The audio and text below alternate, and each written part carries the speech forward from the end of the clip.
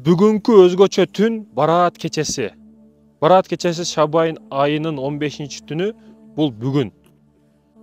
Бул түндү кантип пайдаланабыз? Бул түндө көбүрөөк зикир кылыңыз. Тахажжуд намазын сөзсүз окуңуз. Бүгүн түнү туруп, мисалы иншалла будильникти саат 3-кө коюңуз, 2-ке коюңуз, туруп ибадат кылыңыз, зикир кылыңыз, намаз окуңуз. Дардыңызды ушуга чейинки болгон проблема баардыгын жай намазда ыйлап, Аллах Табарака ва Таалага айтмайынча башыңызды саждадан көтөрбөңүз. Бүгүнкү түн өзгөчө түн. Билген адамга, башыга жеткен адамга бүгүнкү кече өзгөчө кече. Кээ бир маселелер бар.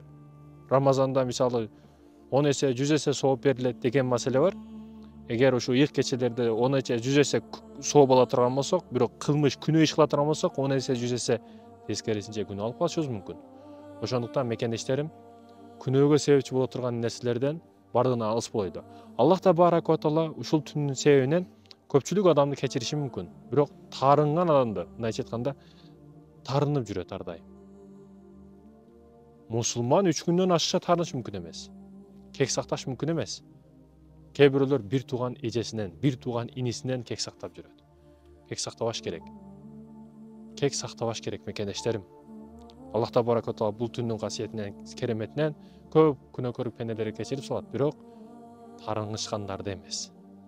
Сен жарашкандардан бол. Бүгүн түн иншалла эртең утурам.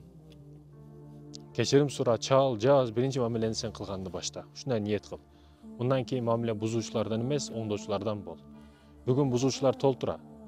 Көпүрөө боло тургандар аз да, сен көпүрөө бол адамдардын ортосунда. Бараат түнүн иншалла баардыгыбыз жакшы пайдаланайлы.